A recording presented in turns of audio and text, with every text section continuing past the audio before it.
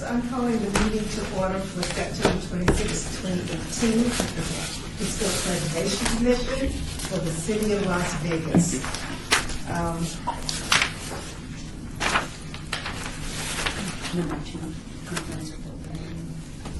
So have we, are we in compliance with the open meeting law? Is that what I'm supposed to do now? Yes, we are.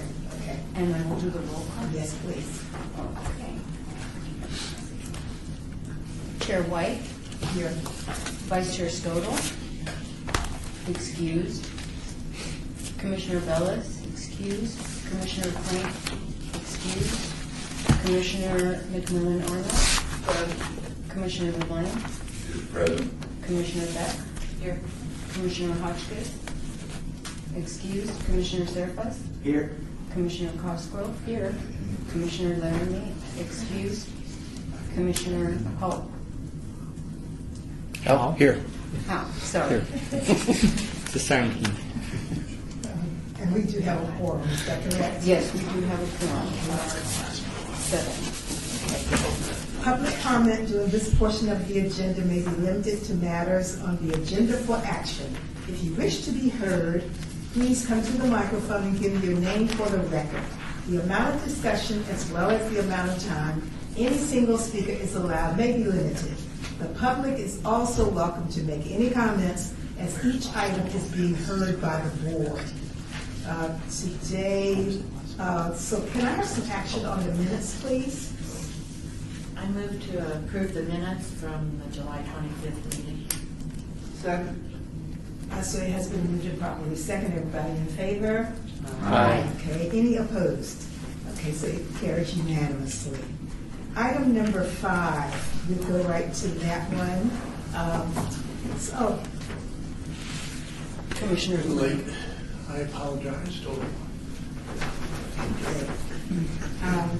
So HPC 74135, report by the Department of Planning regarding Project Enchilada, which is located in the vicinity of Fremont Street East from Las Vegas Boulevard to Maryland Parkway, Wards 3 and Wards 5. And Madam Chair, if I could just give a quick introduction on this item, Brad, if you'll indulge me for a second. When I first joined this board about a year ago, one of the items that was on your project list was a motor court survey. And sort of around the same time, Brad began working on a project that is going to address, I think, some of the properties that may be incorporated in that survey. And so I had asked Brad if he would come and give a presentation to you. He had a few things he wanted to get done first, but I asked him to do it, and he was kind enough to come in and give that presentation. Some of you may have seen it already. I know you're on various boards that may have had this presentation, but I thought this was a perfect topic for this board to hear about, and Brad gives a wonderful presentation on this. So.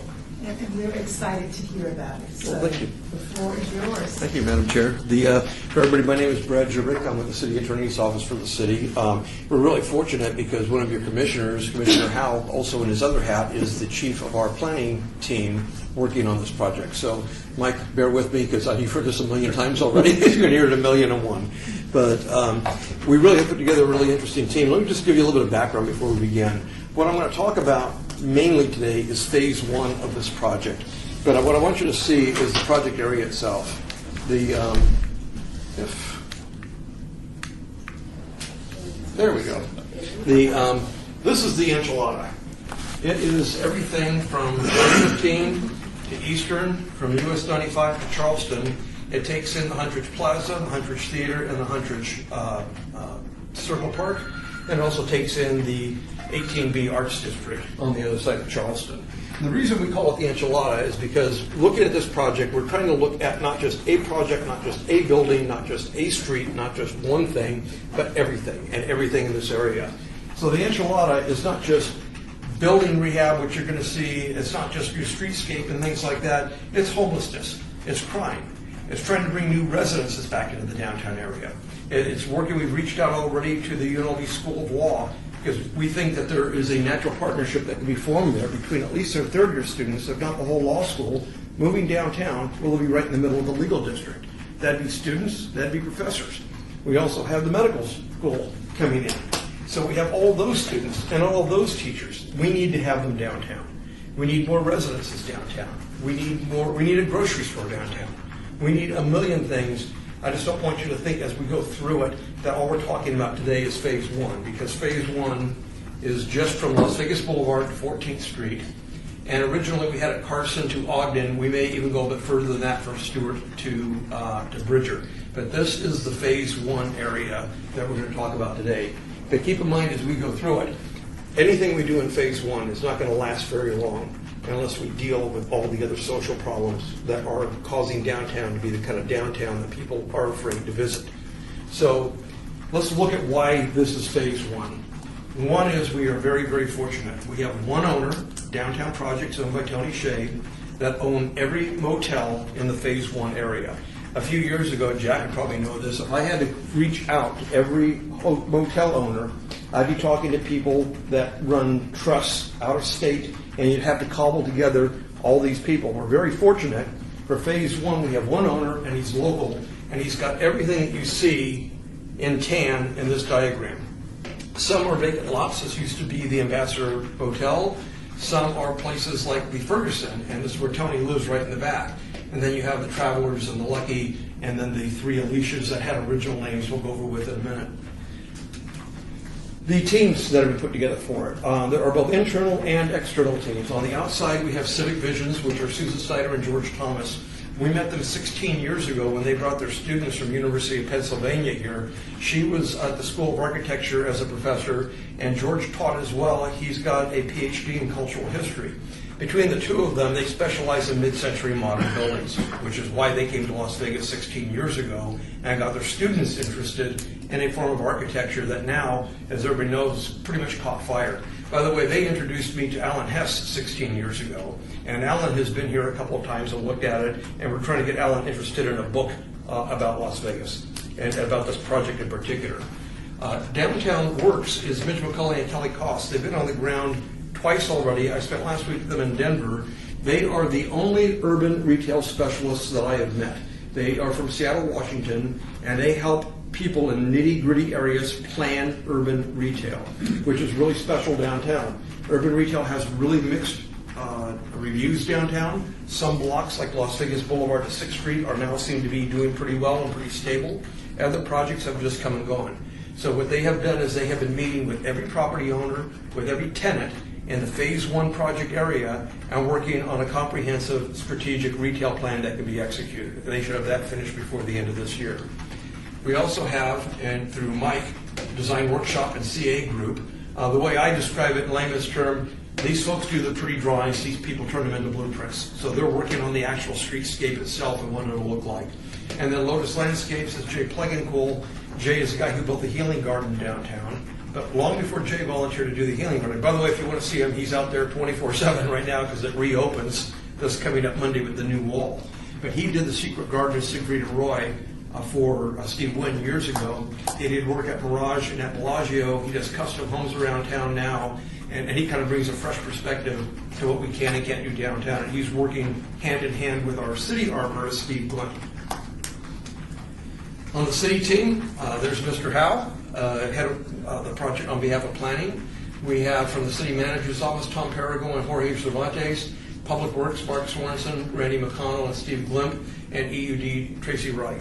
So we're all kind of putting this outside group together with the city group, trying to do something really different for a change. I think the old saying goes, if you don't do something extraordinary, it stays ordinary. And so this is an attempt to do that. So it's got four components to it. One is street, one is landscape, one are the motels and gas stations, and one are neon signs. Let me talk about motels just for a second in a broad view. I know you're interested in a survey of the motor courts downtown. We have looked at every single one of them, even the ones not in phase one area. So I could report back to you some other date about what we discovered about them and what's going on. I'll give you a little bit of it as I get through this. So again, Downtown Projects has the Fergusons, the Travelers, the Lucky, the three Alicias, which were originally the Las Vegas Motel, the Air Nevada Hotel, and the Starview, and then the Gables in the Valley. That's what they look like today. You're pretty familiar with them. Something remarkable about every one of these motels, every one of them is structurally sound. They don't need to have new roofs and new things like that put on them. They're all closed. They've got asbestos in them and things like that. So the plan right now is not to reopen them, but it's to stabilize them, resuscitate them, re-landscape them, and get them up to a point where we can start using them at least as a backdrop for other things like food trucks and car rallies and art shows and the like. So I just picked 3 motels here. A couple of things you're going to see as we go through it. This is the original Las Vegas hotel, and you'll see a picture of it as we get through it. The only thing they've added is a screen block in front. The screen block's going to stay. But every one of these motels, we've looked at every single one. I've been through with Alan Hess as well. They are original to their original construction. There's been an add-on like this or a porte-cochere add-on, but you strip those away, the original building is still there. The other thing are the signs. This is the original Las Vegas Motel sign. It's been debulbed and been painted just with this identification. Saying this is part of the original Arivada sign, and then the original Starview sign is down here. We'll see it in a minute. So let's just look at 4 motels for the beginning. Downtown Projects, which owns all of these, has agreed to restore the exterior to the original color, restore all the original landscaping, remove all the boards and windows, put in new amp services on each building that'll provide power to light the alleys behind the buildings, splash lighting in front on the face of the buildings. It'll also provide power for the neon signs, which we'll talk about in a moment. But that's their responsibility. Our responsibility as a city is to redo all the streetscape, put back trees and street lights, which we'll talk about in a minute as well. And then through a grant through the Las Vegas Centennial Commission, which we received about 3 months ago, we have $776,000, the biggest grant ever, to restore all 7 neon signs in the Phase 1 project area to their original color with original LED, and we have 10 years worth of maintenance in that budget. So you're going to see all of that in a moment. So let's just look at these one by one. This is the Travelers today. Again, fenced off, completely boarded up. These things that look like windows aren't. They're just painted windows on plywood. So this is what the Travelers will look like when they get done with it. That's the original from the 1950s. We've already had our landscaper, Jay Pleggen, who'll go through here and look at this picture, identify all the plant material, identify all the things that need to be done with respect to irrigation to replace this. And then we've also had George and Susan, our Harvard people, come down here, and they scraped every one of these buildings looking for the original paint. And they have found the original colors for every building in the Phase 1 area, both for the trim, the building, and the signs themselves.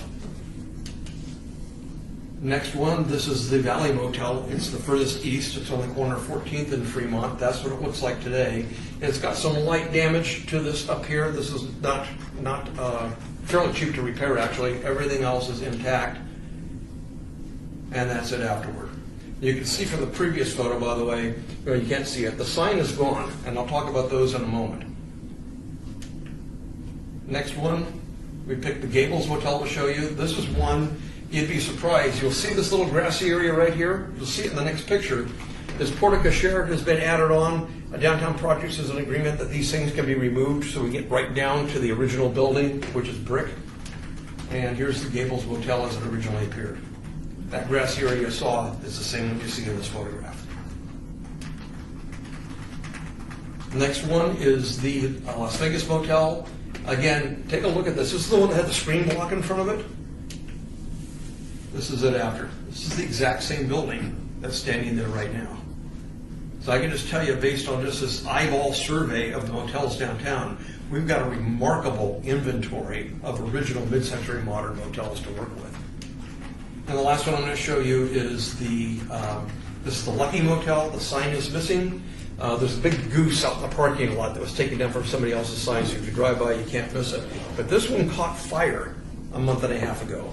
Fences do 2 things. They keep people out, but when they get in, you can't always tell there's somebody inside. A homeless person got into 2 of the units and burned up what was the manager's room and the guest room next door. It's repairable, thank God. We didn't lose the whole building. But that's what's happening every day as we wait for these things for somebody to come along and save them. And this is the Lucky with its sign when it was open. Again, the exact same building. So there's 2 gas stations out there as well. Let's look at them. This is the one on the corner of 8th and Fremont. They just painted it pink for Life is Beautiful this year. But here it is today. up in Truckee, California. I was just there a month and a half ago.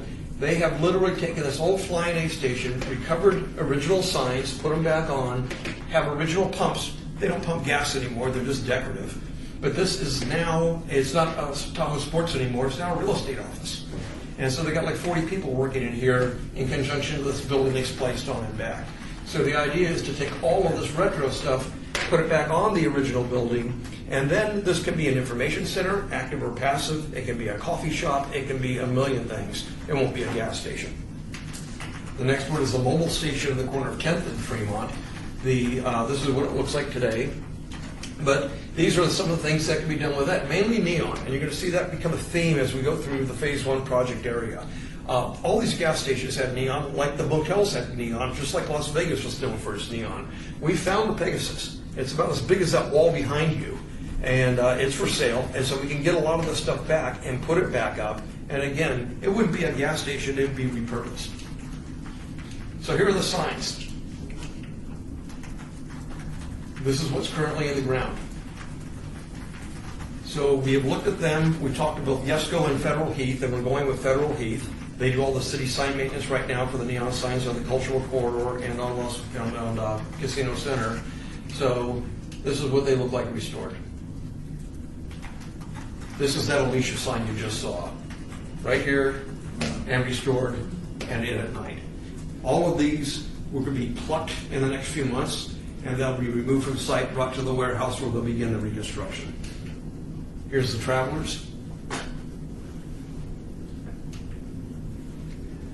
This is interesting. This is the Valley, 14th and Fremont. This is missing. This is the only thing that's there right now is this white cabinet. So what they did is they gave us a price to reconstruct it. After they gave us the price, we started doing some exploring to see if we could find these signs, find out what happened to them, where did they go. We found two of them. This is one of them, and there it is. There's a person who used to perform here in Las Vegas as a magician who collects neon signs. And we're in discussions with him to acquire this right now. This is on his living room wall, fully restored. That's the original Valley sign. And we also found the Lucky sign that you saw earlier.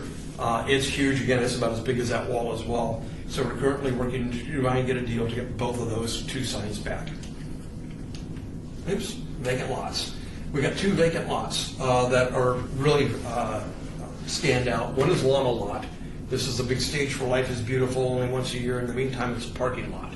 This is the lot next to the Western Hotel. It's half a city block. This is a full city block. So what do you do with those where you don't have anything on there right now to restore or to work with? And so the idea is to eliminate every dead spot as you work down Fremont Street. So look at them as missing teeth in a set of dentures. What do you do? What do you do to fill in the missing teeth that would cause somebody, when they hit a dark spot, to want to keep going and get past it and keep working down the street?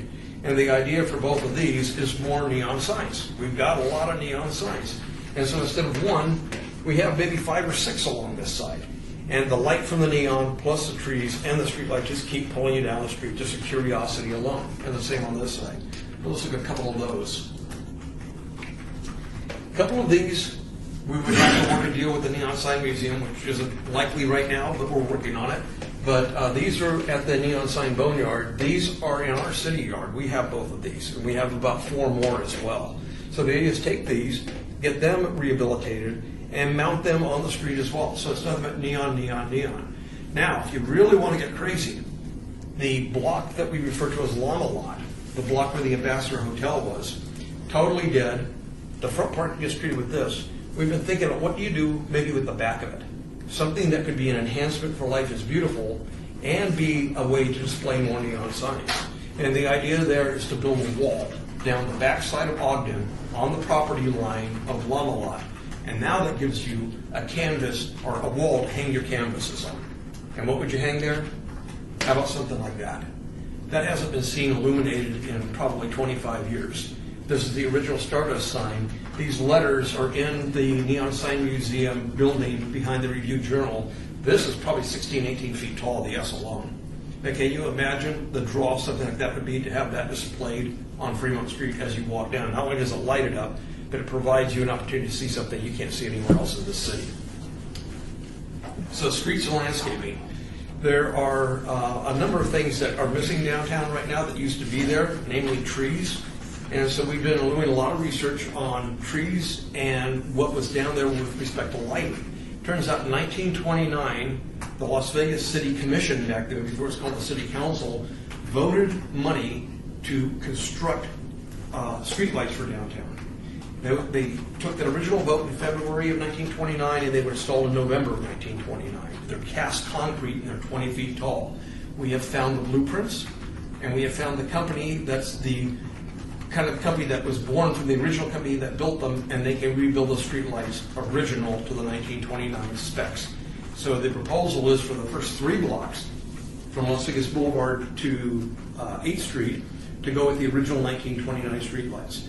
That will be a way to tell the person who's walking that street that you're in a special area. That's what today we call the feed, the Fremont East Entertainment District. You're going to see some modifications to it too. But those streetlights go there, and then a different kind of streetlight goes in starting at 8th Street all the way eventually down to Eastern. And those are the streetlights that we refer to as the hairdryer lights, which we'll see in a moment because they look like a 1960s hairdryer that you put your head in. So this is, if you were standing at the Plaza Hotel in 1937, this is what you'd be looking at down Fremont Street. This is what they had. These people knew how to stay cool before there was air conditioning. Trees everywhere. This is the corner of 4th and Fremont. This is where that Walgreens is, directly across the street from the Neonopolis. And there you see one of the original 1929 streetlights. That's it. But look at the size of the trees. And then we go down. Now we're looking again, basically where the Plaza Hotel is here. That's the Golden Gate, the exact same building, standing today. And there's one of the original streetlights. But you can see again the trees. So these are the streetlights. There's the 1929 ones on each side. We are already working with a company called Acuity on reproducing them, getting prices from them and the like. And these are the hairdryer lights. So this is what the original 1929 streetlights looked like when they were erected on the street, row after row. And those are the hairdryer lights on Fremont Street before they were removed about 5 or 6 years ago. One of the things that helps with the funding on this is the RTC is moving the VRT off of Fremont Street. So we'll be getting funding from them for part of the landscaping and streetscaping that you're going to see here in a moment. So these are just some conceptual drawings that we've been looking at that have come from Design Workshop. These are not the finals, but just lets you know kind of the exercise everybody's been going through. Our retail people and everybody tell us, don't get too fancy with your streets and sidewalk. That's not what sells it.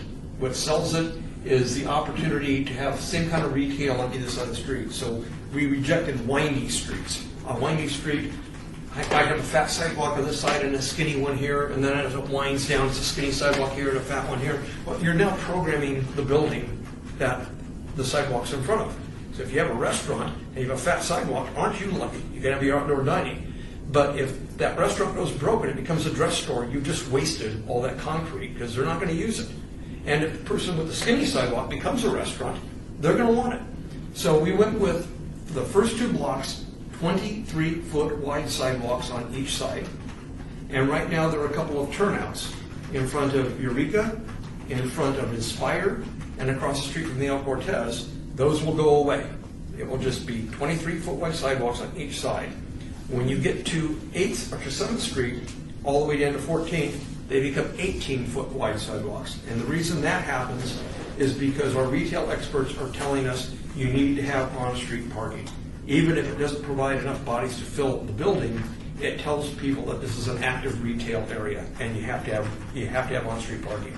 We can't have on-street parking with 23-foot wide sidewalks. So the sidewalks go to 18 feet. So you'll see the first, we'll show you right here.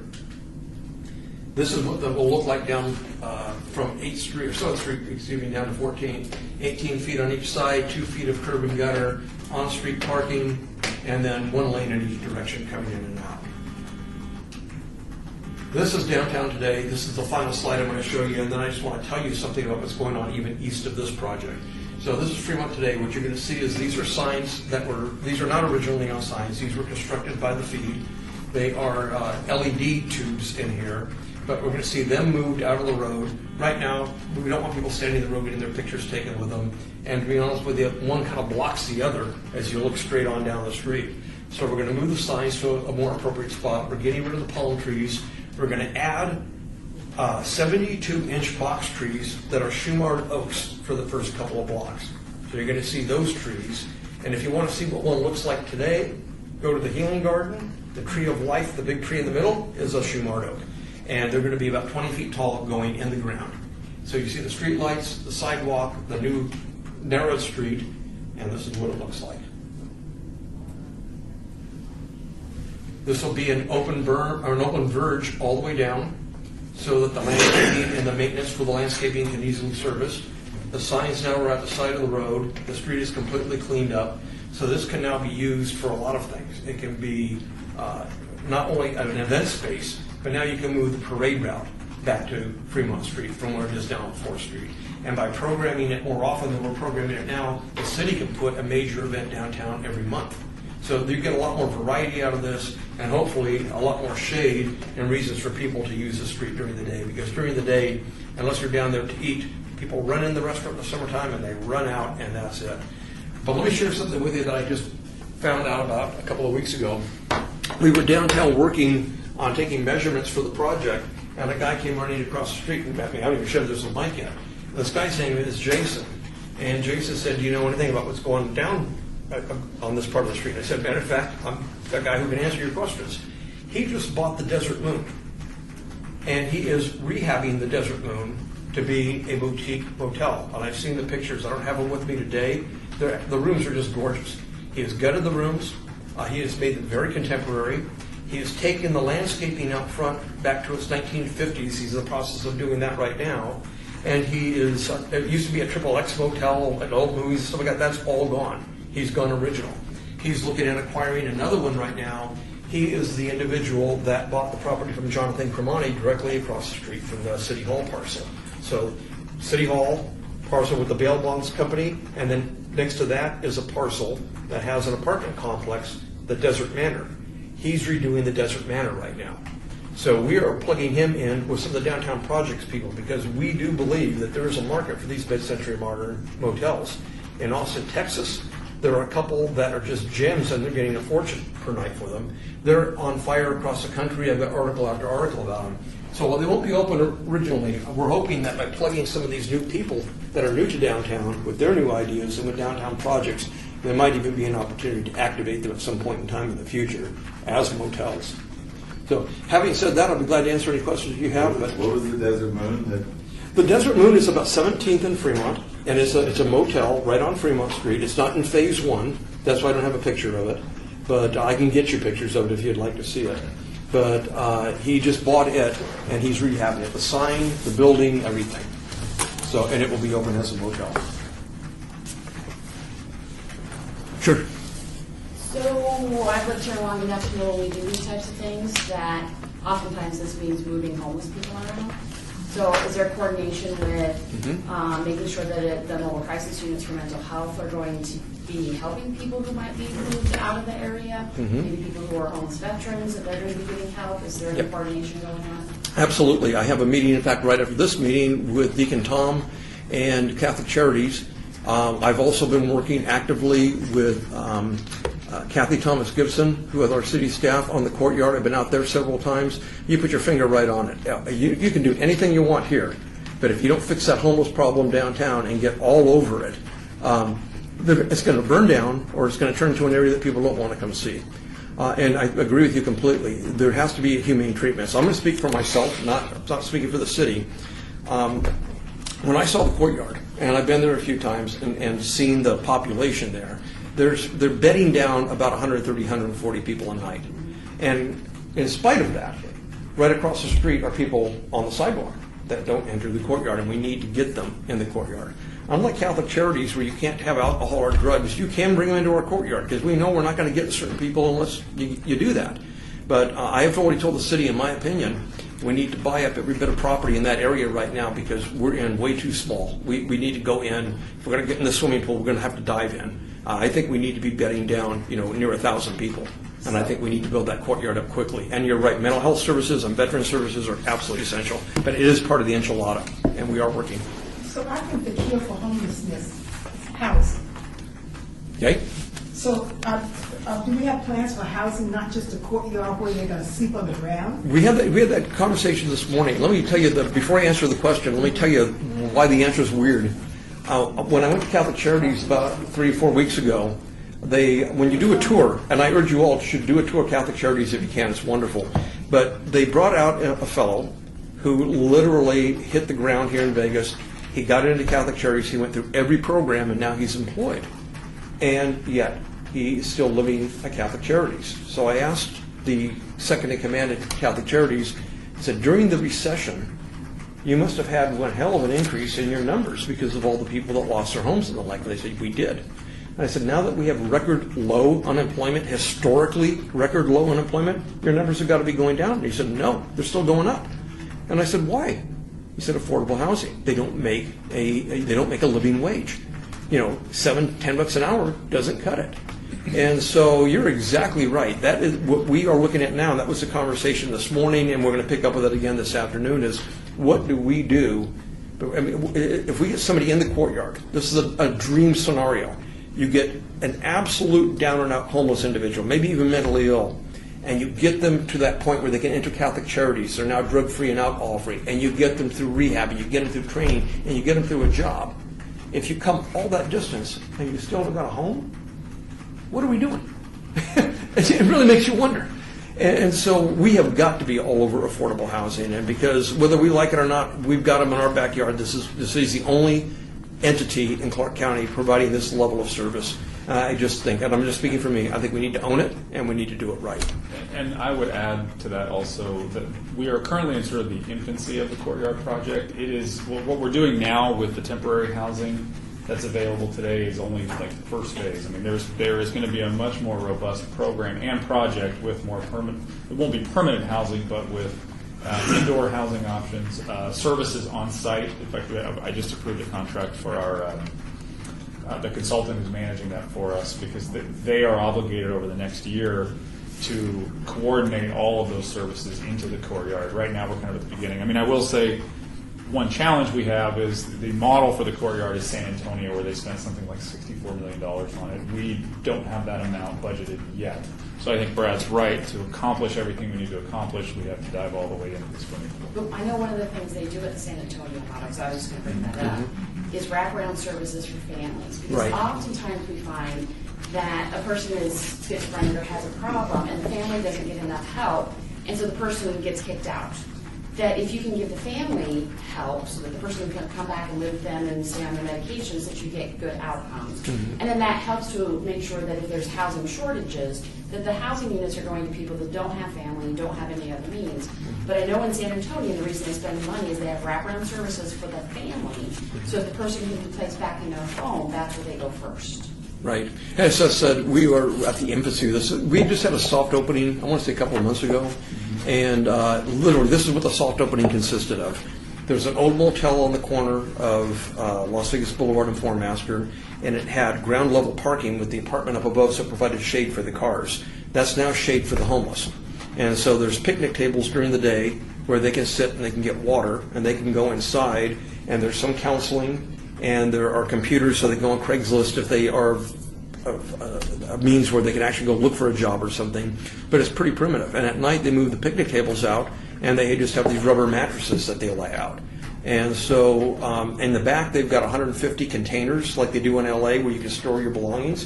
Of the 150, 148 were taken when I was there. We're getting 150 more. It's just, we just need to accelerate this. This really needs to be full throttle. And it's just, obviously, it's not where San Antonio is, but we need to be where San Antonio is. You're exactly right. Question is, do you have a specific area that you're trying to move the homeless towards? Right now, where the services are. And that just happens to be in what they call the Corridor of Hope, which is Formaster Lane between Main Street and Las Vegas Boulevard. You have Shade Tree over there for women and children. You have Catholic Charities for men. You have Salvation Army. I understand that, and I'm not against the homeless. No. It's just that it appears to me that the homeless are being shifted to West Las Vegas, to the west side. Because you have Catholic Charities there on Bonanza. And I mean, that whole area back through there is absolutely, we just restored the west side of school. But that whole area in there is just not going to bring benefits to it. So have you seen the area that he's talking about? Right, not right across from Woodlawn Cemetery, I don't know where that is, but right up the hill, Right. across the railroad tracks, you're in West Las Vegas, okay? So what I'm trying to figure out, it appears to me that that's where this is trying to go, instead of the area trying to be built up in a more positive way. I totally agree with I'm that. not saying that the homeless shouldn't have some place to go, and there shouldn't be housing, So I just think. fair housing and all that other stuff. So I don't think there's a remedy until there's housing for everybody who's homeless. And the city is supposedly going in that direction, but, So, Madam Right, Chair, I'm just saying, well, where do you go put the housing oh, for the homeless? I mean, you know. we have lots of space. Yeah. So- We have lots of space. so Madam Chair, if I might, just so you know, so part of what we're looking at in the planning department, which is responsible for this, is we're starting a new master planning process. In fact, the contract for that consultant is on the next City Council agenda. And one of the big focus areas that we're looking at is affordable housing and more inclusionary zoning practices. We're working right now actually with the City Attorney's Office on reviewing the NRS statutes around how we can include inclusionary zoning within our zoning code to try to incentivize and get more affordable housing into some of our new developments. Because to Commissioner McMillan Arnold's point, the idea of the courtyard is not to create the San Antonio model where it's the supersized campus for everybody, but actually the model that we're trying to deploy here is that the folks working on this are trying to deploy, is that the courtyard would be for downtown. So we're not trying to bring new people in, we're just trying to bring the homeless off the streets in downtown into the courtyard and then use that as a springboard and model for other areas of the valley to take on more of a regional approach with satellite potential courtyards in other areas of concentration, so that folks that are sleeping on the streets down towards, the south end of the strip, maybe they've got a courtyard down there south of, Mandalay Bay or something like that, that again provides a place, because that's one of the other issues. As you identify folks that are sleeping on the street, they don't have an alternative place to go. Now they have the courtyard in downtown, and as we can prove that model up, maybe get some regional support to do other courtyards in other affected areas. But the affordable housing thing, we are looking at that at a citywide level, and the community at large, the county, the Henderson, North Las Vegas, are also looking at that, because that is you're 100% there.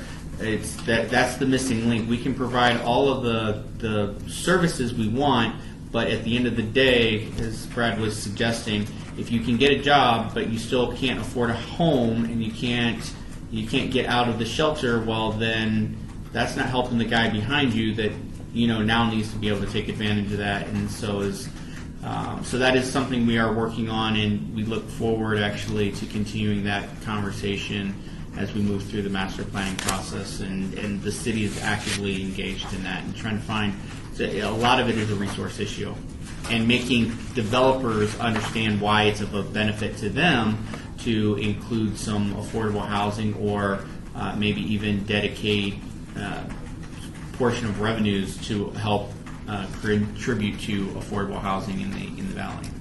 So any more questions for Brad? What is your involvement in this from the city attorney's office? Everybody asks that question. Yeah, I can't figure out. It's funny. I've got my 30 years in with the city, and I really had planned on leaving by this point in time. But last year, and I don't want to sound maudlin about this, this idea has been something we've thought about for a long time. But what really kicked it loose was October 1. And we lost not only a good friend, but a member of my office. And it was kind of a wake-up call, like do something with your life. I'm not trying to be corny with it, but that's exactly what happened. And so we started walking this around, met with Mike, met with Tom Perigo, met with the manager, and said, yeah, I'd like to do something different. And I'm not a developer, I'm not a planner, I don't know anything about public works, I can barely plug in my toaster. But I am one thing, I'm a local. I went to kindergarten through high school here. My dad had a jewelry store downtown. We moved, in 1962 we moved here. He had worked for Clover Jewelers downtown. Then he opened his own store, which put me through college and law school. And I remember what it used to be. And I remember what Fremont used to be when people used to shop there and walk there, and it made it life there. And so that's where it came from. I just happened to be the guy who said, let's do something. And so with this wonderful team of city people, I mean, this would not be possible without Mike and without Tom Perigo and without Scott Adams and Randy McConnell. And I can just go on and on and on and tell you the wonderful people that kind of take a vision that's just a vision to make it a reality. So you're not the city attorney anymore? Or? No, I am. I am. In fact, I'm going to go upstairs and be reminded of that right now. So I've got a meeting with a council member. So, yeah. Brad, congratulations to you. Well, thank you. I'm kind of following a similar path, and it's kind of interesting. You know, a lot of the codes aren't friendly to this type of renaissance that we envision. And I was wondering if there a task force or a committee to Perfect guy to answer it right now. I know Robert's well up on adaptive reuse and inclusionary zoning and things like that. I was just wondering if there's kind of the next step group or whatever to make this attractive to the development community. You know, we've basically been on that sprawl farm subdivisions, master plan communities that economically segregate everybody, you know, rather than the infill thing. Right. And I'm just wondering if Robert's got some tools in the woodshed, so to speak, to make the codes more friendlier to before he answers, I need to let you know. Level playing field with the suburban master plan community. I have to get upstairs to see Councilman Creer right now, but he will tell you this form-based code just went into effect for downtown, and we think it's exciting. Robert knows all about it, but So, Brad, thank you so much. Yeah, thank you all. Thank you all for having me. Really great. And by the way, you can call me anytime if you have any individual questions about anything. Thank you. Thanks, Brad. Thanks, Brad. Thank you, Judge. Okay, what is your cell phone number? Seth will get that for the record. Madam Chair, through you, Commissioner, that's exactly what the next step is. So, again, with one of the multiple hats that Mike wears for the planning department is as the manager over long-range planning, he's also spearheading the form-based code implementation for the downtown master plan area.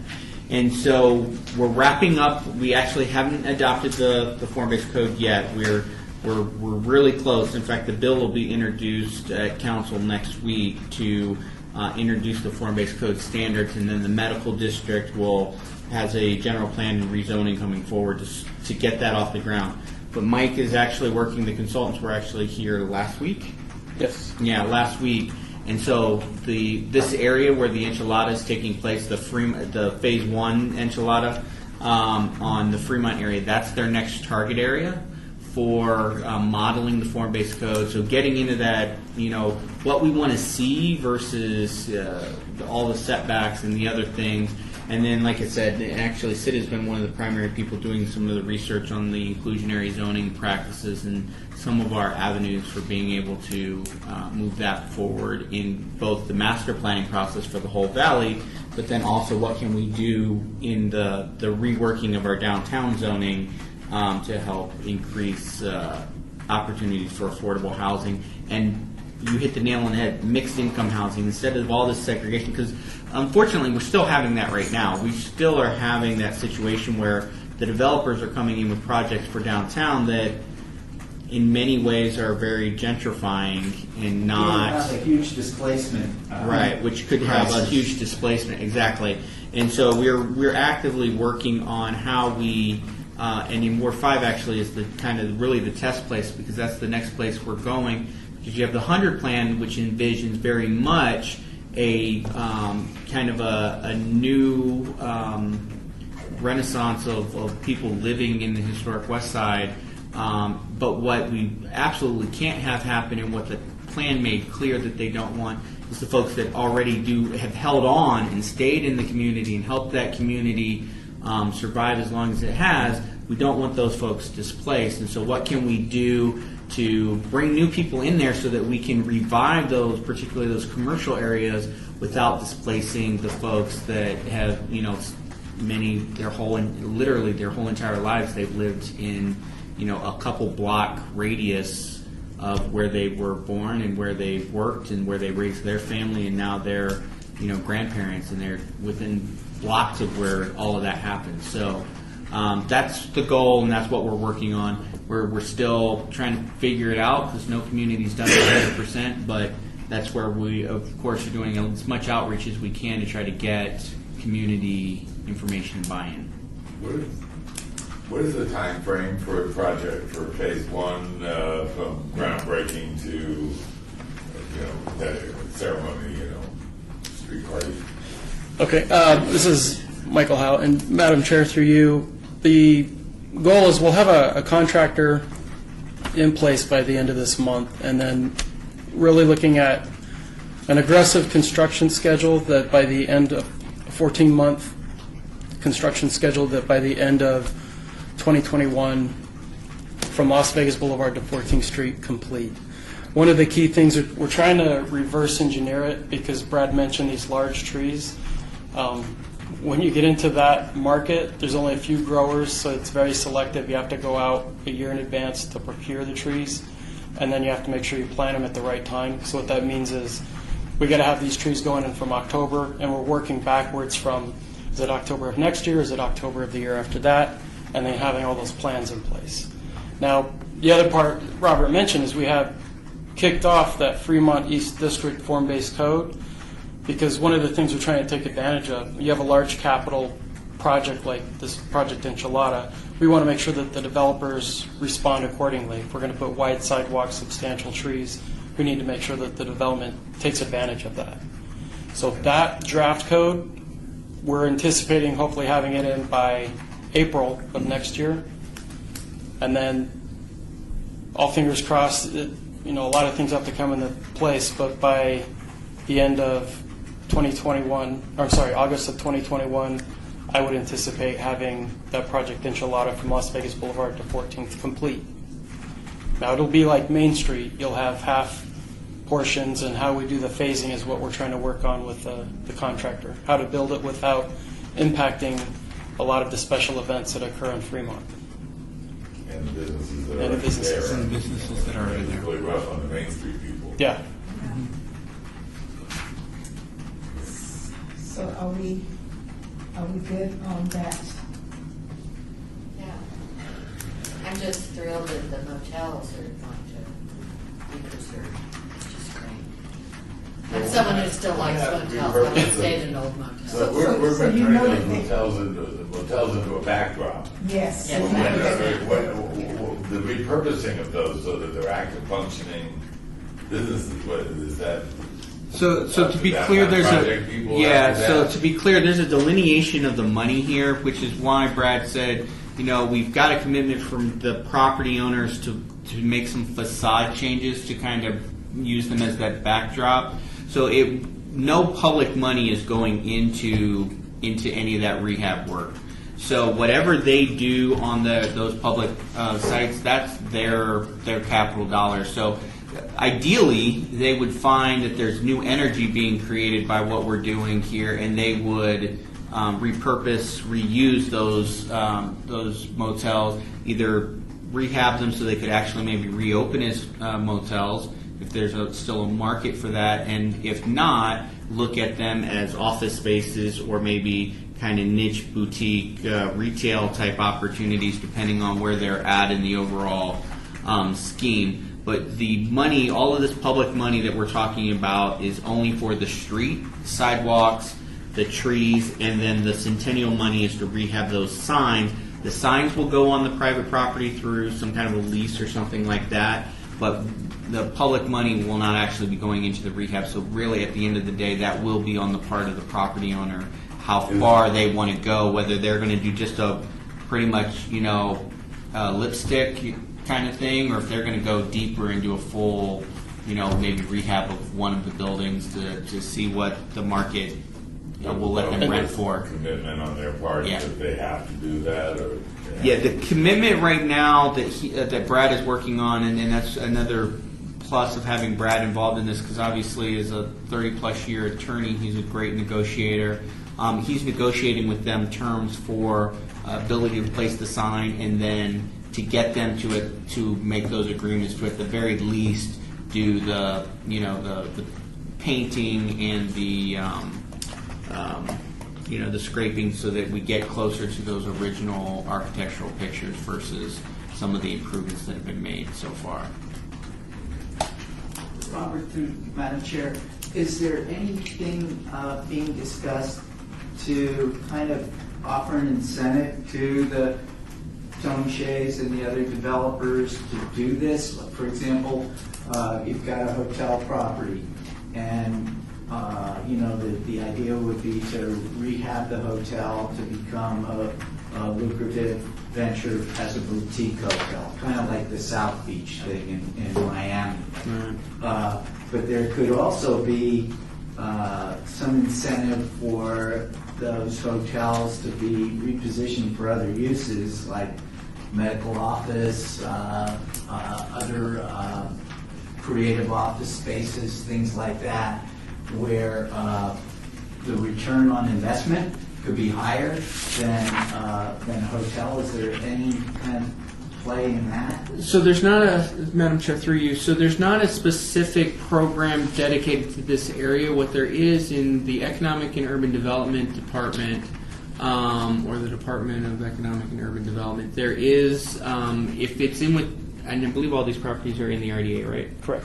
So all these properties are within the RDA, so they are all available to apply for what we call visual improvement grants. That's where the city will put up a certain portion of the money, and the applicant will put up, I think it's matching or $2 to $1. So they put up $2, we put up $1, and so for $3 we get whatever that improvement buys. So we have that. They've recently rolled out a new incentive, but I think it's for a limited area in the medical district, where you can actually get some incentives for interior rehab, not just a visual rehab. But those are the incentive programs that we have right now. EUD is constantly looking, though, at new ways to help get older empty buildings re-tenanted, and then anything we can do to help them make improvements so that they can get on going forward. And if I may, Madam Chair, to add on to that, one of the key components, I know Brad had a pretty robust presentation. One of the consultants, the Downtown Works, that's what Midge and Kelly come from, is an expertise on how to make, in this case, the motels work. Because that's really the puzzle. Obviously, they're not operating as motels today. What does it take? And if they can't be motels, what do we do so that the opportunity is there to preserve them without being a full, hard, heavy-handed preservation effort? Because that's the real challenge is we want to keep that model, and so we're looking at building that form into the code, doing everything we can to take advantage of the courtyard as open space. So it's the opportunity is for those property owners, work with us. We're putting a lot of thought into solving that puzzle, but that's probably the most trickiest component of the whole Fremont Street project enchilada. So I'd like to move on, since we are an hour in, finish one item. So item 6. Excuse me, Chair, before we move on, Commissioner Plank was just coming in as you approved the minutes for on item number 4. Yes. Can I ask if you would like me to show the voting? Yes. Thank you. Thank you. Item number 6 is HPC 74139. Discussion for possible action regarding request for a certificate of appropriateness for a proposed solar panel installation at 546 Canossas Avenue. This is in Worcester. So, solar panels, please, Mike. So, Madam Chair, the purpose of this request, the applicant's proposing to install a solar energy array on the roof of the main dwelling. The site is located at Beverly Green Neighborhood Association and locally designated as a historic neighborhood, and therefore the certificate of appropriateness is required for this proposal. In this case, I spoke with the applicant. I was expecting that he'd be here. Under our review, our main concern were the 9 panels located on the north side that were visible from the street. In my conversation with the applicant, he was aware of the conditions that if no panels are visible, we would move to approve because the visual impact is gone. Again, he was aware of that and in agreement over the phone, so I was hoping he'd be here today. So I'll, again, make him aware that our recommendation is to remove the 9 panels located on the north side of the structure that are visible from the street. So he had already installed those? No, so this is the proposed schematic provided by Sunrun. Great. Okay, so Why would they be putting them on the north face? That's a question I think we all have. If there's 2 houses on Oakey, they can hit that too. It's one of those, somebody didn't go to science class. Yeah. So I am in favor of allowing the person to do it, just not so that they're visible from the street on that north side. That's always my condition. Okay. So that we can discuss this if anyone has any other comments on it. Are we all in agreement with the recommendation? Yes. So Does he have enough space for his panels on, what is it, the east sun rising in the east, on the east side or the south side? Or? Yeah, so the relocation of the 9 panels from the north, there's still enough flat roof surface area that they could install. So there's a space for it. I can't certify if it's structurally sound, but there are other areas within the southern side of the house that could accommodate that. Just a question, is that condition is already in your recommendation? Yes. That it's, okay. yes. So did you want to look at this? Okay. So can we have a motion? I move to accept this with the condition added by staff that there be no panels on the street side of the house. May I have a second? I'll second. So, all in favor? Aye. That's all, any opposed? So it is unanimous that we go along with the recommendations from staff. Thank you so very much for that. As a general, can we raise just a general question on the subject? Now, if the house was across the street and the main slope of the house was south facing, and that would be the ideal place for solar panels. Yeah, we're all in favor of solar panels, but not, not when they're really ugly and when they take away from the architectural integrity of the house of the neighborhood, especially in an historic district. What would we say then if the same proposal came in? It was the house across the street from that. I mean, Let's wait until you get there.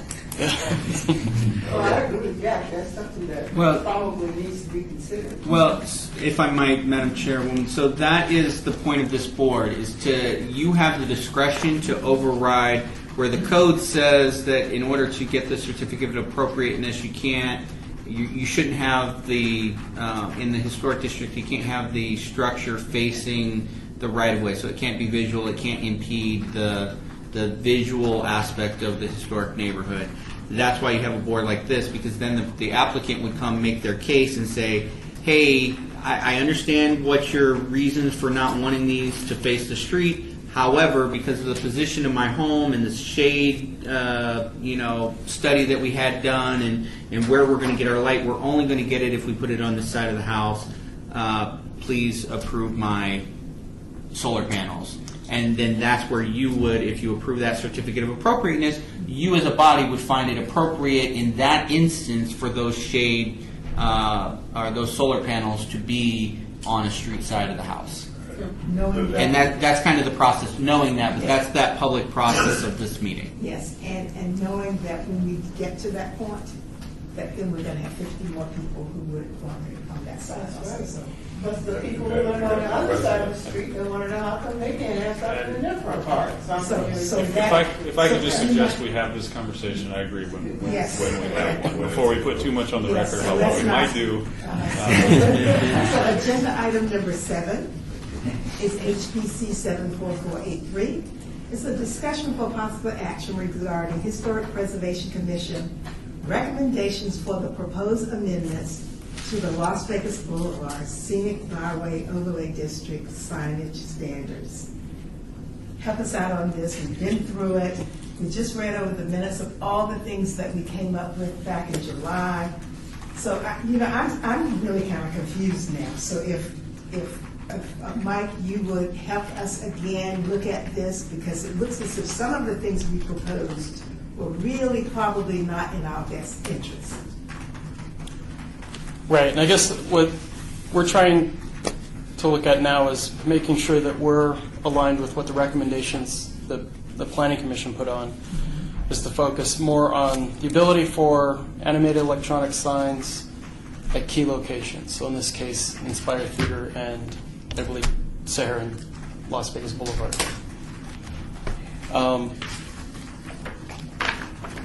That said, with those comments, I think one of the key things that is probably being missed is that even when you're on the scenic byway, you're still obligated to go through the Downtown Design Review Committee. So there's still, when you try to get at a high level of control regarding the scenic byway and the types of signage, there's still another separate review process to go through to ensure. I think what the key fear is freestanding black box signs with animated signage. Planning Commission's recommendations are if these signs are incorporated into the buildings as wall signs, animated signs, that's meeting somewhat of the spirit of the scenic byway. And so it's, I guess the key concern is we're all in agreement, we don't want to see a bunch of black box freestanding signs, especially during the daytime. So go ahead. So, are you saying that they're looking at particular areas within the scenic byway where these signs would be allowed? No. So that's knowing where the issues are, but it's not being written in to address, very specific locations. That's where I would offer is the safety gap is that you have a separate design review committee board that will be able to take into consideration when you're talking about, a electronic or animated electronic sign at Las Vegas Boulevard and Fremont being substantially different than an animated sign at Park Paseo and Las Vegas Boulevard, or further in that core area adjacent to Jonas Park. Yeah. In July, Jack had recommended driving down that area and looking at it, so I did that yesterday. That's what I saw, was that at Sahara, there's, people are going to want signs there and in Fremont. But in between, it was difficult for me to see. I know things change over time. That was I just couldn't see where they were going to put signs there. And there weren't really buildings to put signs on unless federal people want to put them on their buildings. Right. I'm confused, because the last time we talked about this In July. we went with I remember going along, we made suggestions, but basically going along with the point that they had to put the signs on their buildings according to the architecture of the building, on the street. No signs in the middle of the street, because we have the other signs, the old signs, going down the street. So I guess I'm saying, what are we talking about? If I might, Madam Chair. So part of the issue was, as a part of that meeting when this matter came before the HPC, the HPC generated like 3 or 4 recommendations that they wanted to make sure that the bill sponsor had heard. Right. There's a discrepancy between whether or not the bills, none of the changes of the Planning Commission or the HPC got worked into the draft that was put forth by the sponsor to the City Council. The Planning Department communicated those, but I don't know if they were received. in terms of, or acknowledged receipt of, or clearly no appetite was to integrate any of those proposals into the bill. So I think that was one of the questions was, one, did planning communicate the HPC concerns with the proposed change to the bill sponsor? We did communicate it to that office. However, I believe that the sponsor did put on the record during a meeting that maybe he didn't see them. So I'm just going to put it out there that I think that was part of the confusion, is there is some confusion with that. The other piece of this was there was some things, like Mike was just saying, that were concerns that the HPC had, as well as members of the Planning Commission had, just in trying to ensure that motion video would not take the place of all the other scenic byway requirements. And so one of the things that I was trying to make clear in the previous meeting, and I want to make clear now, is this code change, all it does is say if you have a changeable message board and you're in the scenic byway, so that means you've already gotten approval for the changeable message board. So you've already gone through the DDRC and you've shown that, which means you're not doing just a black box freestanding sign or even on the building. That sign can have full motion video if you're in the scenic byway, where nowhere else in the city of Las Vegas can a changeable message unit sign have full motion video legally. There are some signs out there that unfortunately that do and don't pay attention to our requests or pay attention to the comment that Commissioner Cosgrove was talking. They pay attention for a minute, and then as soon as we turn around, they're back to trying to show videos or motion on their signs. So that's the kind of key takeaway, is all of the existing protections for the scenic byway exist. The only difference here is now if you have been approved for a changeable message unit and you're in the scenic byway, you're going to be able to have video quality signage instead of static signage on that changeable message unit. But nothing in the right of way, to your point, that is still definitely the case. You cannot have your commercial messaging within the right of way. So these three recommendations here on the second page, that's what we really should be paying attention to today, is that correct? That number one, that the preservation of existing historic neon signs should be the priority. That's one of our main objectives. And that was in the recommendation, am I correct? Correct. Okay. And if I didn't read. No, that's in the recommendation that was forwarded to the council office. That came from this body, that planning then forwarded as a part of the drafting of the bill.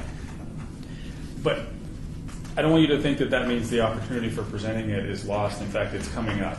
Recommending committee on the bill is... On this one is on Monday.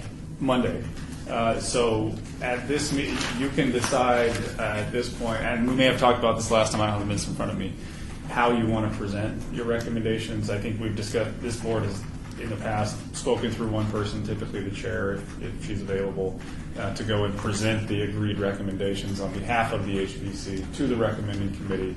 So to the extent that the council office has or has not heard or considered these, the opportunity for that discussion is Monday, what time? Monday at 10 a.m. in this room. I'm sorry. Chambers. Monday in Chambers. Yeah. That meeting's been moved to Chambers. at 10 o'clock. At 10 a.m. on Monday, yes, ma'am. And so that would be an opportunity to the recommending committee. So at this point, so the bill has a sponsor, they review the comments, and then they put forth the bill that they think is appropriate to meet whatever the objective that they are attempting to meet with that bill. Next, it goes to the recommending committee. That's the opportunity for a 3-member board to hear any constituent concerns with that bill and then propose any amendments to that bill. So that's the point where you start to get the non-sponsor input into the bill. And so at that point, if particularly number 3, I think 1 and 2 are more advisory, if anything else. But 3 is probably an area where you could craft that you would like some additional protection or limitation on only at key intersections. So maybe this allowance is only available at intersections of arterial roadways with Las Vegas Boulevard or something like that. To your point about you could see it at Fremont and you could see it at Sahara, but maybe not at all of the roadways in between. So that would be, really 3 is probably actionable. So allowing fully animated, this is the one you're talking about, LED signage throughout the entire scenic byway may have unintended negative impacts on adjacent residential subdivisions. Certain segments of the byway may be more or less suitable for such signage, depending upon the type and intensity of the adjacent development. So based on that concern, then the solution to that concern might be that at recommending a member of this board, you as the chair of this board, or individuals acting as in their capacity as individuals and concerned citizens, could, for instance, not in any way directing anyone to do this, but you could go forward and say, you know what, this was one of the concerns of the HPC. Here might be a way to address that. We feel that motion video should be allowed, but it should be limited to major intersections along the boulevard, not the entire corridor. And so maybe it's only allowed at intersections, within 100 feet of an intersection with a arterial or an 80-foot wide collector or something like that. Something that's tangible, measurable, that addresses this concern so that you don't have the proliferation of the video the entire length of the scenic byway. So that would be a for instance. So is that one of the things that we're concerned about that we'd like to have presented to the recommending committee on that day? I support that. I support it. It's fine. Yeah. Well, that would literally leave us with the corner of Sahara and Las Vegas Boulevard, Charleston, Fremont Street. Again, I threw out a road classification, but I mean, you all would come up with, and I do need to be clear, as Seth pointed out, this is that point where you all can do this. So staff did forward the concerns. There were no actions at this point taken. Again, I can't speak to whether or not the concerns were actually heard or not. I just know that we did forward that information to the office. But so if you do have a recommendation on something that you want at this point, someone does need to present that at recommending on Monday. And we should also know that Commissioner Laramie has met with, I guess, the bill sponsor. Yeah. So, and I will send you what she reported back. Send that to. You will send it to Mike, and Mike will. I'll send it to Mike. Okay, good. And then, so it's this coming Monday. So, as a committee, as a commission, what would you like to have presented?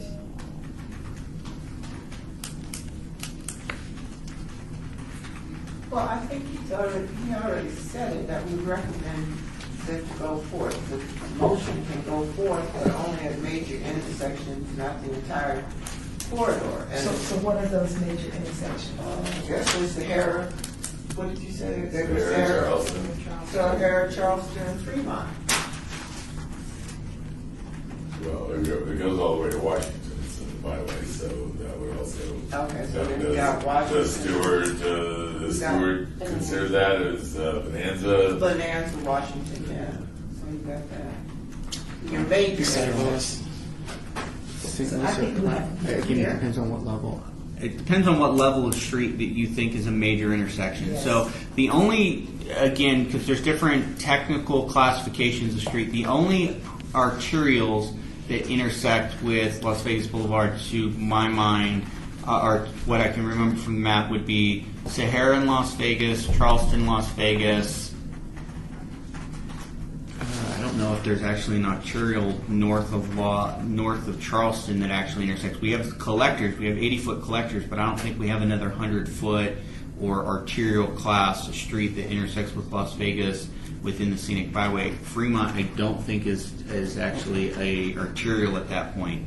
So you can frame it however you choose. I just want you to know that depending on what level of roadway, it may group in a roadway that you didn't think about, or it may exclude a roadway that you thought was appropriate. So you just may itemize significant intersections and define significant as Sahara, Charleston, Fremont, whatever those significant intersections you believe are. And then I would also say within a certain distance of that intersection, so that it's not just the properties immediately on the corner, but maybe it's the properties within 100 feet of that intersection or something like that. Within 100 feet in all directions. You could do that. What about Bonneville? Would that not be considered? Would you want to see that there? That's one way at that point. I don't think that's. It's not a major intersection. I mean, it's an arterial, but again, if it's one way, then that would be just fine. Well, yeah, I don't see Bonneville as a major intersection. You can't go right and only go left. A major intersection to me is the Heron Las Vegas Boulevard, where you got you're crossing. Where 3 lanes in each Yeah, direction. and you're crossing. You got Bonanza, where you go this way. You can go north, south, east, and west. You've got to cross. You've got Washington, where you have to cross. But those are. And if I might They're not recommend, I think, is without getting too, and I apologize if I disagree, but without getting too bogged down into the road types, is the actual visual occurrence of what's going on. So Sahara and Las Vegas Boulevard is obviously a substantially busy intersection where you could easily see video. Yes. Charleston and Las Vegas Boulevard, again, likely could see. So if you think of just the key intersections that can handle that video, and again, we're thinking the Strip and Times Square type Yes. activity. Well, then those would be the only two, I guess. And Fremont. No, Well, Fremont, again, yeah, if you, again, try to think of, as you go through that, Yeah, Fremont's kind of a lot. well, when you already see that big building there with all that stuff on it, it's already. Well, and also remember the HPC's role in this. These are just suggestions that we're offering Right. for discussion. I mean, I wouldn't assume that everything that you say is going to immediately go right into the bill. I think that's very diplomatic It's way to say it. it's a discussion The most point. important So item to me was that the existing historic neon not be replaced with video screens. an opt-out. That is my. That was the most that's number primary. one, I believe. Yes, Right? that's my primary, and it's number one on our list. That's one we need to make sure gets into the bill. Yeah. Okay? So is that all that you would want to have stated in this meeting? I have one question. Sure. So as the bill's now stated, does it allow, we were talking about the signs being on the buildings. Is that in what's being proposed? Right. So again, Madam Chair, through you again. So the bill as proposed does not change the sign type, does not change where the sign can go. It doesn't substitute for neon or any of those things.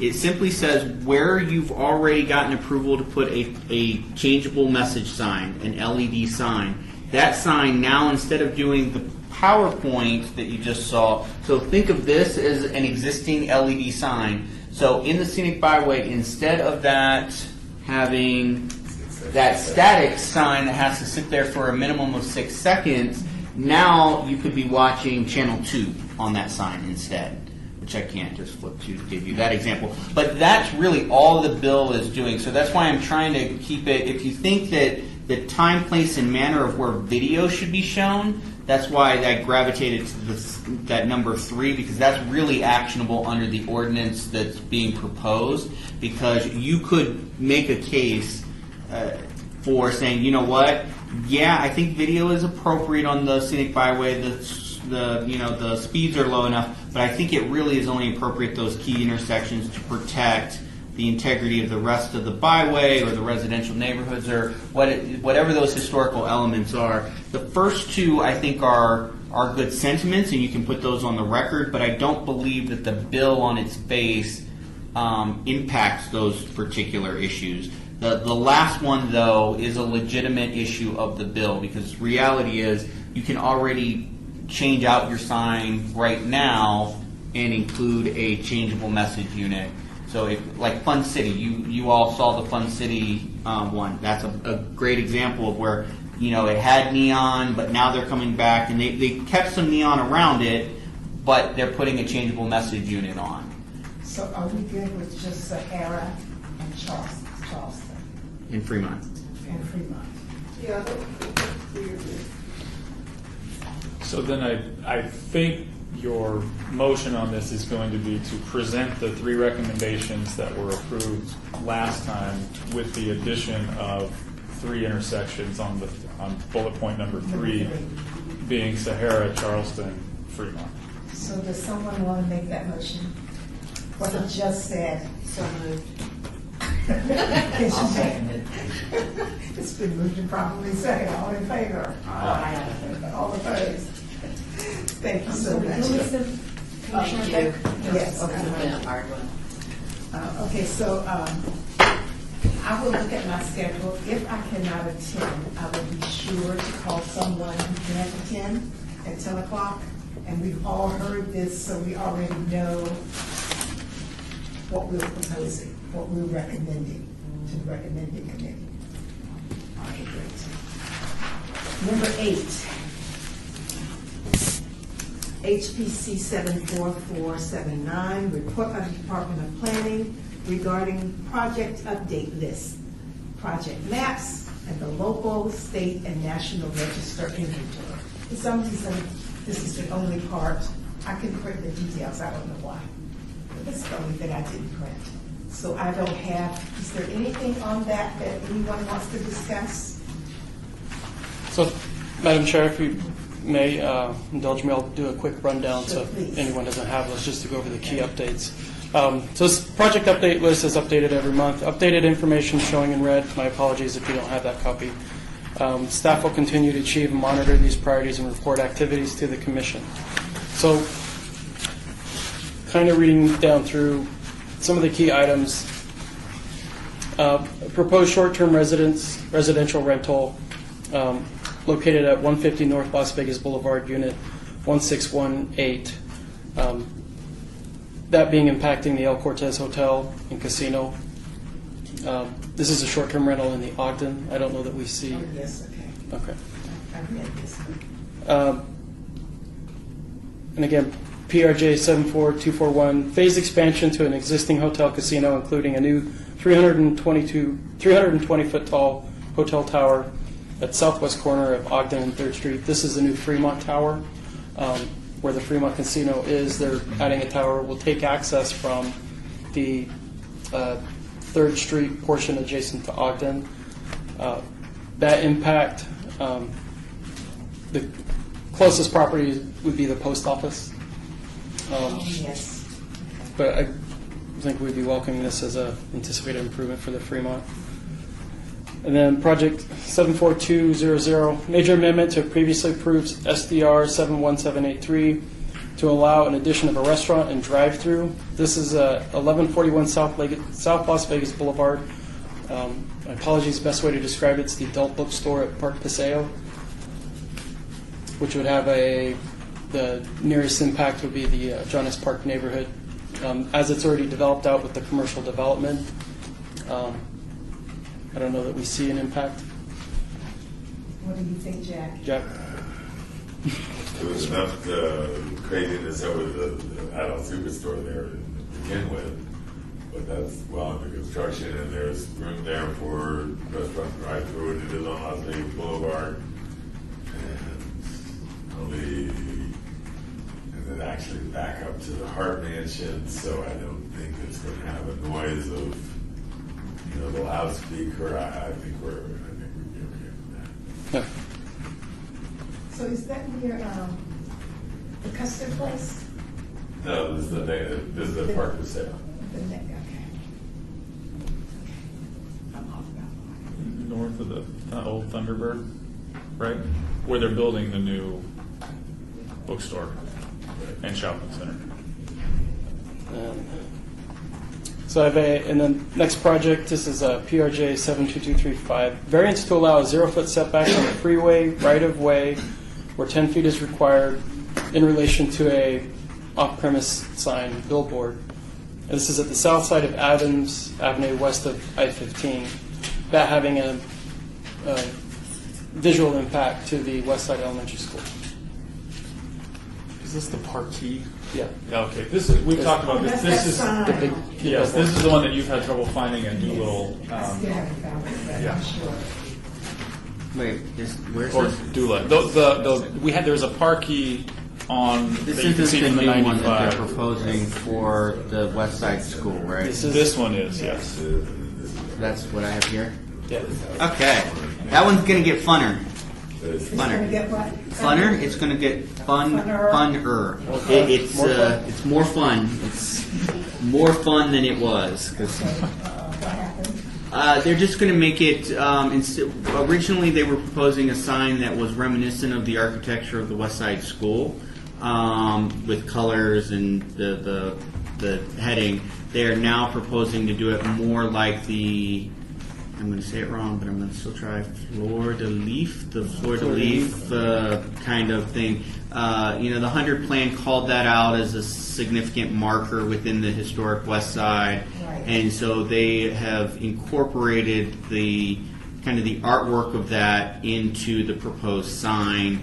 Colors that are very a purple that very much stands out, different than the tannish beige color that the school is and that the sign was going to be proposed as originally. So can you tell us exactly where that sign is going to be? Yeah, so it'll be exactly, there's a little triangle sliver of property that was carved out to the east of the school.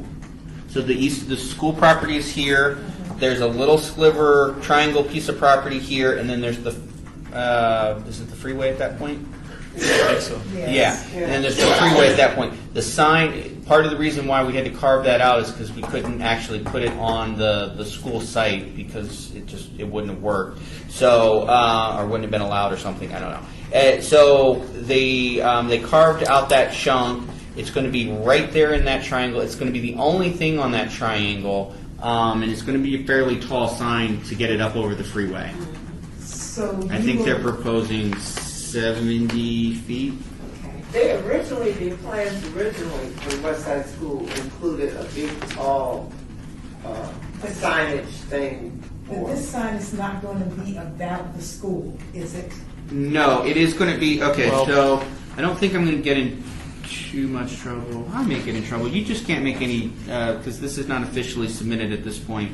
Okay. Well, that one is not. So this is what the sign was going to look like. So it was going to be, again, reminiscent of the architecture. The sign itself was about 27 feet, and then it was going to be, like I said, I want to say it was like its overall height is like 70 or 80 feet to get it up over the raised freeway.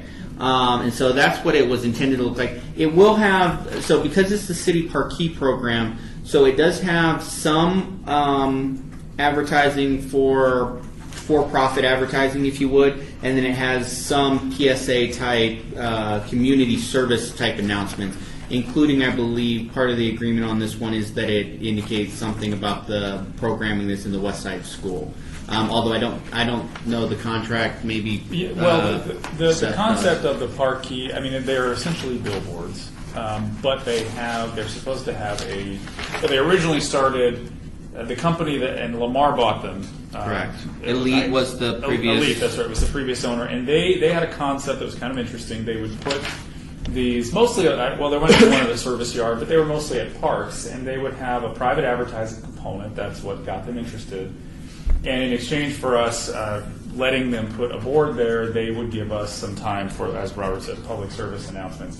I would imagine each one has its own agreement now about what those public service announcements are going to be, but those signs are required to devote some of its advertising space and time to city events, community events. Yeah, we change it monthly. Like I think every month we get like 5 slots in the rotation. Rotation. Yeah. It's a big LED. It's a big Yeah, so this is- other than the fact that it's a little more ornate. Targeted at the freeway or targeted and pointed back into The freeway. This one will be targeted toward the freeway. yes. Towards the freeway. So this is the new concept that they have Okay. that they've come forward with. Again, this is not official, so you can have a copy and take it anywhere. But so this is the new concept, It's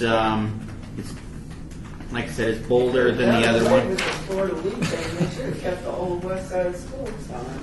So, but yeah, so that will actually probably be on a planning commission agenda next month. So I noticed it says Knights on there. Is that a reference to Marc-Andre Fleury? Is that what That is a great connection that I could not make. I think that was just to sell sentimentality of everybody and the Knights who play. All right, so they need to vote. They've got to vote? No, there's no vote. Just a report. Just a No, report. you don't need to, No more votes. but I need to say something because of a concern she has. Okay. Okay, so maybe on another agenda, we should talk about the plans for the next courtyard and for the courtyard that's probably gonna be in the west side. And I think that homeless courtyard is probably going to answer some of your questions. Are they gonna put a courtyard in somewhere? Of course not.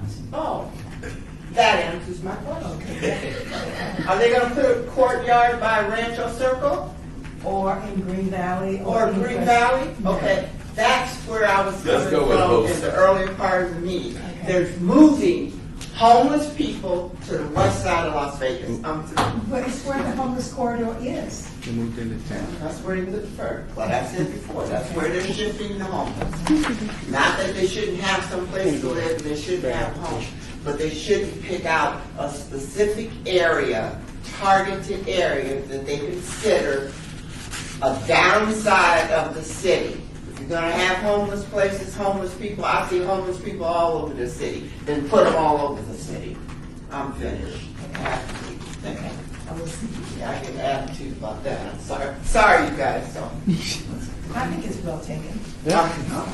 Talk to you later. So, So moving along, I guess in spirit of updates, we're going to go into the HPF grant application updates.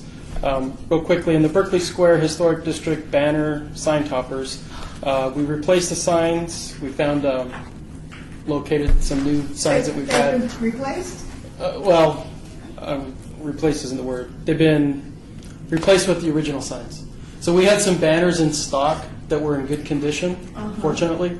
And so we had Cultural Affairs go out and, I say replace, but it sounds like we're putting updated.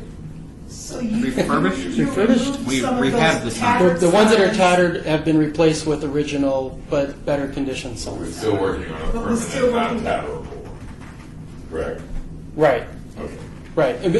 Exactly. So in the meantime, when we discovered that we had excess of banners, it's like get them out of the office and put them back up because they need to be up. Thank you so much. And then, real quickly, again, in spirit of updates, so we had the City Council approved review of condition number, I'm sorry, I'm going to jump over to the Huntridge Theater. So property owned by King George LLC since May 2016 includes 4 parcels of land that the theater is attached. There's a requirement by SHPO that some of the requirements are not being satisfied, that the owner has to have the property open and operational. The owner attempted to have a temporary building tour available, but we've had fire and licensing go out there. They're not capable of temporarily opening anything. There's too many fire and building conditions. So there's a special event permit process that's been introduced or made available to the owner, but we have not heard back from them to the amount of commitment they'll have to make on their part, again, to meet the conditions that the Huntridge Theater has with SHPO. Basically to keep them in compliance so that they don't have to start paying fines. And with that, that's the core of the updates. Okay. Any comment on that last one, Jack? No, I don't know what the status of the lawsuit is and all that, but boy, the time is running out, and the restrictions are ended, and they're free to do what they want to do, except for I think the lawsuit's going to actually tie them up. So we can drag that on a couple more years and still find a solution down the road. And the key component of that is that staff is aware of, I think, what the applicant or what the property owner is trying to do. And in spirit, I don't think we're going to satisfy that. Is to basically cheat to do a temporary opening to satisfy a condition, or that he's trying to apply an office license to that location to give it that meeting the condition that SHPO has put on the property. So the magnifying glass is a little too large. I think too many people are aware of the conditions they're trying to meet without actually satisfying and putting the improvements to the property. So I appreciate you going over the projects list in that way. Thank you so very much. You're welcome. Okay. Any questions about any of those? Okay. Item number 9, HPC 74480, report by the Department of Planning regarding historic and archaeological resources in local media. Any comments about any of the articles that were presented? I especially liked the 2 gay men, hate-free gay town. That was so interesting. What is it? I did not receive anything this month that I could find. So I searched it. So did you go to your computer and you just didn't print it out, or? Do we have to go get the agenda on our own now? Is that Yes. the Oh, yes. thing? We're not getting an email with the agenda as an attachment, or? You received It's a link, yes. You go to the link. And then it takes you to the page that looks like this, and has Yes. all the agenda on it. Okay. And then ours is just right here, you just click on it, and then everything's embedded in the agenda. All right. Because I was used to getting. I didn't even get a. Are you coming? Are we going to have a quorum email? So. Oh, yes, we got that email on, It's just not asking for a response anymore. A response back. Okay, I didn't oh, see you it. didn't ask for a response? Who sends I that? believe staff sent that. Coming out of Carmen. So So I thought To the check. email was the agenda and the minutes. It didn't ask for a response this time? No, the planning department, the liaison for this board, secures the quorum. They're the ones responsible for. Well, Madam Chair, we will double check on that, and we'll make sure for future meetings that we're definitely. And then Commissioner Levine, have you switched over? Are you still on a private account, or did you switch over to a gov account? Is that in any way? Okay, so that's not the issue. I thought maybe if you had switched over to the gov account, because we've had this issue with Planning Commission, they switched over to gov accounts and then forgot their gov account information and then didn't get their communications. But if that did, so I don't know why you wouldn't have gotten that, but we'll double check to make sure. I searched my email this morning. I couldn't find anything. I mean, I found from July and June, but nothing current. So. Did you check spam? Okay, now I'll know to just go get it on my own. And I think it came from Gabby. Oh, the agenda email, yes, I sent that out. Okay. All Yes. right, Okay. I'll let you know. Okay, last item, HPC 74481. Discussion regarding any topic for future agenda items by the Historic Preservation Commission. So comments made during this portion of the agenda by any individual commission member shall refer solely to the proposal for future agenda items, and any discussion shall be limited to whether or not any such proposed items are within the purview of the commission, or whether such proposed items shall be placed on a future agenda. No discussion regarding the substance of any such proposed topics shall occur, and no item shall be taken regarding the proposal. So any future items that anyone would like to propose for a future agenda?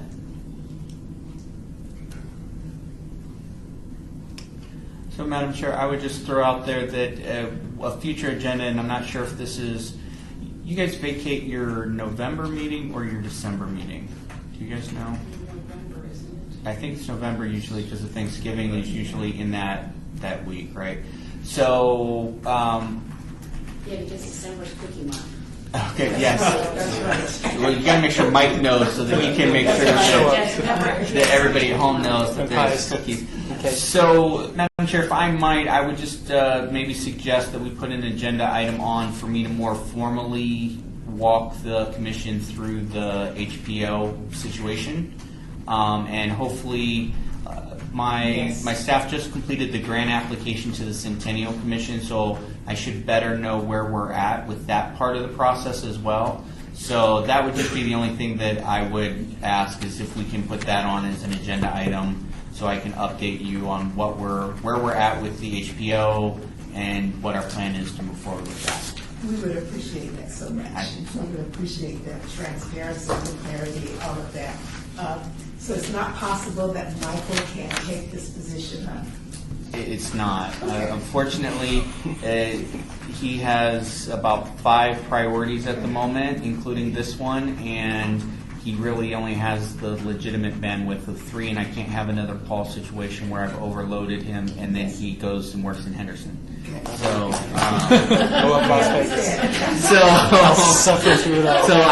so I need to figure out how to take a couple things off of Mike's plate, and this has got to be one of them. Just unfortunately, I know he's been enjoying himself actually, but this is one I've got to find a better, more dedicated resource for. Okay. So we'd like to know more about that, so we would like for that to be an item on the agenda. Citizen participation. Public comment during this portion of the agenda shall be limited to matters within the jurisdiction of the commission. No subject may be acted upon by the commission unless that subject is on the agenda and is scheduled for action. If you wish to be heard, give your name for the record. The amount of discussion on any single subject, as well as the amount of time that any single speaker is allowed, may be limited. I don't think we have anybody to make any comments, so then I can move for adjournment. Is that correct? So the meeting is adjourned.